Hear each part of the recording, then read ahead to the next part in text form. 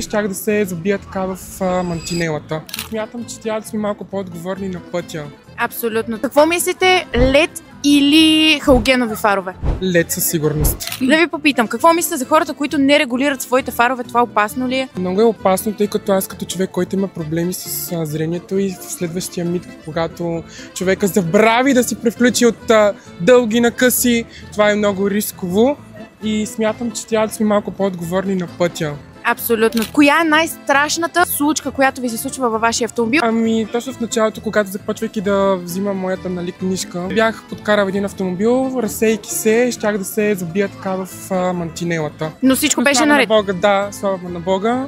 Той така ме закриляше и няма нищо случвало се. Добре, много ви благодарим и току-що си спечелихте безплатен реглаж на вашите фарове от Xenon LED Center. Много благодаря. И ние много ви благодарим за участието и ви пожелавам всичко хубаво. Посетете нашия обект Xenon LED Center, за да сменим вашите стари кружки с нови LED такива, за да виждате нощта като ден.